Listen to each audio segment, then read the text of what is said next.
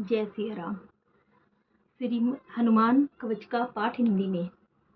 रामदास ने कहा, एक बार कपूर के समान अत्यंत शुभ्र वर्णमयी लोक कल्याणी सुखासन में बैठे शिव जी से माता पार्वती जी ने पूछा, हे भगवान, हे देव देवेश, हे लोकनाथ, हे जगत के प्रभु, युद्ध के संकट वाले समय भूत प्रेत से पीड़ित हो जाने पर, दुख से व्याकुल हो जाने पर और शोकादि के बढ़ जाने पर संतप्त हृदयों की रक्षा किस प्रकार से होगी। महादेव जी ने बताया, सुनो देवी, लोक के कल्याणार्थ भगवान श्री राम ने विभीषण को जो बताया था, वायुपुत्र कपिनाथ अर्थात हनुमान कवच बताया था, जो अत्यंत गोपनीय है। इस विशेष कवच को मैं तुम्हें विस्तार पूर्वक बताता हूँ।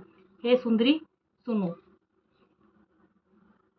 प्रातःकाल उदय हो रहे सूर्य के समान कांति वाले, देवताओं के शत्रु असुरों के घमंड का नाश करने वाले देवतादि प्रमुख जो अपने प्रचंड तेज से दमक रहे हैं, सुग्रीवादी समस्त वानरों से घिरे हुए ब्रह्म तत्व को प्रत्यक्ष करने वाले लाला लाख वाले पीताम्बर से अलंकृत पवन देवता के पुत्र हनुमान जी का ध्यान करना चाहिए। उदय हो रहे करोड़ों सूर्यों के प्रकाश के समान कांतिमान सुंदर वीरासन में शोभित, अत्यंत रुचि से मोदी तथा मूंज का जनेऊ धारण करने वाले, सुंदर कुंडलों में सुशोभित, भक्तों को मनचाहा वर देने वाले, मुनियों द्वारा वंदित, वेदों के शब्द से अपार हर्षित होने वाले भगवान श्री राम के सेवक, वानरों के प्रमुख एवं अत्यधिक विस्तृत समुद्र को अचानक लांघ जाने वाले हनुमान जी का ध्यान करना चाहिए। वज्र के समान अत्यंत पुष्ट अंगों वाले, जिनके केश पीले हैं, जिन्होंने सोने के कुंडल धारण किए हुए हैं, जिनका दाहिना हाथ ऊपर को उठा हुआ है, स्फटिक मणि के समान तेजयुक्त, स्वर्ण की भांति देदीप्यमान, दो भुजधारी, जिन्होंने हाथों की अंजलि बना रखी है, ऐसे हनुमान जी का ध्यान करना चाहिए। ओम नमो हनुमत कृत यंत्र मंत्र प्रहारकार भूत प्रेत पिशाच परदृष्टि सर्व तर्जन चेटक विद्या सर्व ग्रह भयम निवारे निवारे वद वद पच पच दल दल विलय विलय सर्वाणी कुर्यंती कुट्य कुट्य ओम ह्रीम हराम ह्रीम ह्रूम स्वाहा। इस मंत्र का अगर आप 5 बार या 7 बार रोजाना डेली जाप करते हैं तो आप भूत पिशाच आदि जड़ित पीड़ाओं से आप बचे रहते हैं। आगे श्री राम जी ने कहा, पूर्व में हनुमान, दक्षिण में पवन पुत्र, पश्चिम में रक्षोघन, उत्तर में सागर पारग, ऊपर से केसरी नंदन, नीचे से विष्णु भक्त, मध्य में पावनी, अवान्तर दिशाओं में सीता शोक विनाशक तथा समस्त विपत्तियों में लंका विदाहक मेरी रक्षा करे। सची सुग्री मेरे मस्तक की, वायु नंदन भाल की, महावीर भुवों की मध्य की, छाया पहाड़ी नेत्रों की, पलवेगेश्वर कपोलों की, राम किंकर कर्णमूल की, अंजनी सुत नासाग्र की, हरीश्वर मुख की, रुद्रप्रिय वाणी की तथा पिंगल लोचन मेरी जीव की सदैव रक्षा करें।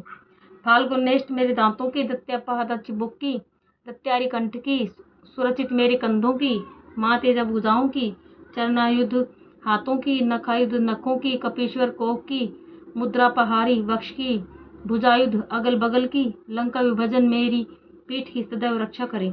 रामदूत नाभि की, नीलात्मजल कमर की, महाप्राज्ञा गुदा की, शिवप्रियलिंग की, लंका प्रसाद भंजन जानू एवं उरु की, कपिश्रेष्ठ जंगा की, महाबल गुल्फों की, अचलोदारक पैरों की, भास्कर संधियों की, अमित सत्वाढ़ पैर की, अंगुलियों की सदैव रक्षा करें।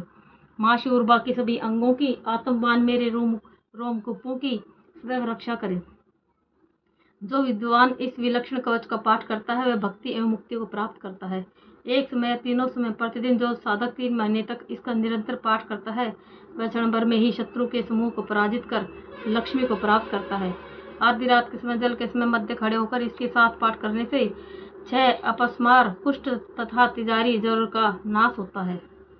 रविवार के दिन अश्वत्थ वृक्ष की जड़ के पास बैठकर इसका पाठ करने से युद्ध में विजय तथा अचल लक्ष्मी की प्राप्ति होती है।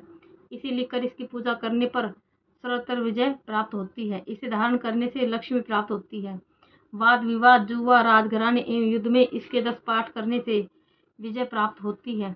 भूत प्रेत, महादुख, युद्ध, समुद्र सिंह, व्याघ्र, शस्त्रास्त्र के मध्य गिर जाने पर, जंजीरों से बांधे जाने पर, कारागार में जाने पर, आग में फंसने, शरीर में पीड़ा होने पर, शोकादि व ब्रह्माग्रह के निवारण के लिए इसका पाठ प्रतिदिन करना चाहिए। इस पाठ को करने से ही निश्चय ही विजय प्राप्त होती है, इसमें बिल्कुल भी संशय नहीं है। भोजपत्र, लाल रेशमी वस्त्र, ताड़पत्र पर इस कवच को त्रिगंध की स्याही से लेकर इसे धारण करना चाहिए।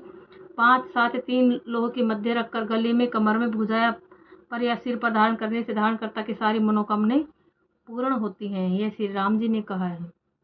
तो इस जो कवच जो पूरा कवच है, इसको भोजपत्र पर लाल रेशमी वस्त्र ताड़पत्र पर इस कवच का पाठ त्रिगंध की स्याही से लिखकर इसे धारण करना चाहिए। 5 साथ 3 लोह के मध्य रखकर गले में, कमर में, भुजा पर या सिर पर धारण करने से धारणकर्ता की सारी मनोकामनाएं पूरी होती है। जय श्री राम।